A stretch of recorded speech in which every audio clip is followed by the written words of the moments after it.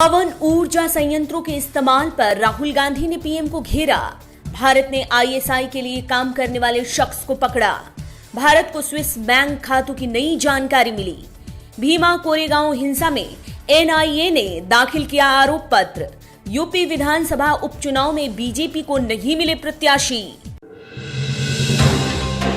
कांग्रेस के पूर्व अध्यक्ष राहुल गांधी ने पवन ऊर्जा संयंत्रों के इस्तेमाल से स्वच्छ पेयजल पैदा करने को लेकर पीएम मोदी पर निशाना साधा है। राहुल गांधी ने कहा कि भारत को असली खतरा ये नहीं है कि हमारे पीएम को समझ नहीं है, बल्कि ये है कि उनके इर्द गिर्द के लोगों में से किसी में उन्हें इस बारे में बताने की हिम्मत नहीं है। तो वहीं पीयूष गोयल ने राहुल गांधी पर पलटवार करते हुए कहा कि राहुल गांधी को भी ये समझ नहीं है कि पीएम मोदी को बेस्ट सीईओ का समर्थन है। महाराष्ट्र एटीएस ने नासिक से फाइटर एयरक्राफ्ट की डिटेल पाकिस्तानी खुफिया एजेंसी आईएसआई से शेयर करते हुए एक शख्स को गिरफ्तार किया है। आईएसआई के लिए काम करने वाला ये कर्मचारी हिंदुस्तान एरोनॉटिक्स लिमिटेड कंपनी में काम करता है। एटीएस की नासिक यूनिट ने की है गिरफ्तारी। शख्स को 10 दिन की एटीएस रिमांड पर भेजा गया। स्विस बैंक में काला धन जमा होने की जानकारी को लेकर भारत सरकार काफी समय से कोशिश कर रही है, जिसमें अब सरकार को बड़ी सफलता हाथ लगी है। स्विस बैंक में बने भारतीय खातों की जानकारी का दूसरा सेट मिला है। आपको बता दें कि स्विस बैंक ने बताया कि दूसरे सेट में बैंक ने 3.1 मिलियन अकाउंट की जानकारी 86 देशों को दी है। ये सभी ब्लैक मनी के अकाउंट हैं। 1 जनवरी 2018 को भीमा कोरेगांव में भीड़ को कथित तौर पर हिंसा के लिए उकसाने के मामले में राष्ट्रीय जांच एजेंसी ने 8 लोगों के खिलाफ एक आरोप पत्र दाखिल किया है। इसमें सामाजिक कार्यकर्ता गौतम नवलखा, दिल्ली विश्वविद्यालय के सहायक प्रोफेसर हनी बाबू और आदिवासी नेता स्टैन स्वामी भी शामिल हैं। बता दें कि 1 जनवरी 2018 को पुणे के पास कोरेगांव की जंग की 200वीं सालगिरह के जश्न के बाद हिंसा भड़काने की कोशिश की गई थी।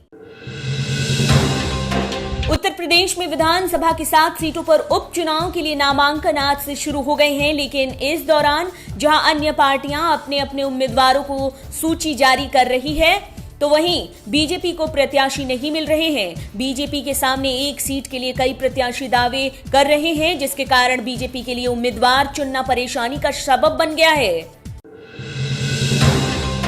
बिहार विधानसभा चुनाव में इस बार बीजेपी के सामने बड़ी चुनौती खड़ी हो गई है। ऐसे में अपने कार्यकर्ताओं का मनोबल बढ़ाने के लिए पीएम नरेंद्र मोदी 20 रैलियां कर सकते हैं। ये रैलियां वर्चुअल और फिजिकल दोनों तरह से होंगी। 20 अक्टूबर के बाद से शुरू करेंगे रैली। 15 दिन में करेंगे 20 रैलियां। भागलपुर से हो सकती है रैली की शुरुआत। सीएम नीतीश कुमार भी रहेंगे सभी रैलियों में मौजूद। टीआरपी घोटाला मामले को लेकर सूचना एवं प्रसारण मंत्री प्रकाश जावड़ेकर ने कांग्रेस पर निशाना साधा है। जावड़ेकर ने कहा, फ्री प्रेस हमारे देश के लोकतंत्र की विशेषता और संविधान द्वारा दिया गया एक आदर्श है। कुछ लोगों द्वारा मीडिया की आजादी पर हमला बर्दाश्त नहीं किया जाएगा। कांग्रेस का मीडिया को निशाना बनाना लोकतंत्र के सभी सिद्धांतों के खिलाफ है, जिसे स्वीकार नहीं किया जाएगा। रूस में तैयार की गई कोरोना की स्पुतनिक वी वैक्सीन को लेकर भारत सरकार ने बड़ा फैसला लिया है। भारत सरकार ने रूस डॉक्टर रेड्डीज लेबोरेटरीज के बड़े पैमाने पर मानव परीक्षण के प्रस्ताव को मानने से इनकार कर दिया है। केंद्रीय औषधि मानक नियंत्रण संगठन ने कहा कि पहले वैक्सीन का छोटे पैमाने पर होना चाहिए परीक्षण, तभी वैक्सीन को बड़ी संख्या में इस्तेमाल किया जाएगा। नेपाल में कोरोना वायरस के बढ़ते मामलों के बीच स्वास्थ्य मंत्रालय की बड़ी कमी सामने आई है। स्वास्थ्य मंत्रालय ने कहा कि जो संक्रमित काफी गंभीर अवस्था में हैं, वो ही अस्पताल जाएं। अब तक नेपाल में 27,000 कोरोना संक्रमित के एक्टिव मामले हैं और इस कारण वहां बेड कम पड़ गए हैं। ऐसे में लोगों को गंभीर न होने की स्थिति में घर में रहने की सलाह दी जा रही है। बता दें कि नेपाल में सितंबर के अंत तक 930 वेंटिलेटर और आईसीयू बेड की संख्या 2600 थी, जिसने नेपाल सरकार की चिंता और बढ़ा दी है।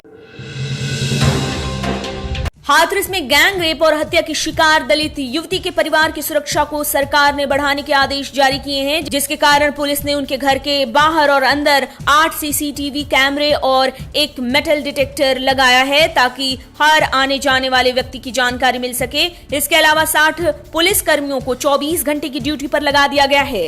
बता दें कि घटना के बाद से ही लगातार पीड़िता के परिवार और गवाहों को घेरने की कोशिश की जा रही है। इनकी सुरक्षा के लिए उठाए गए हैं कदम।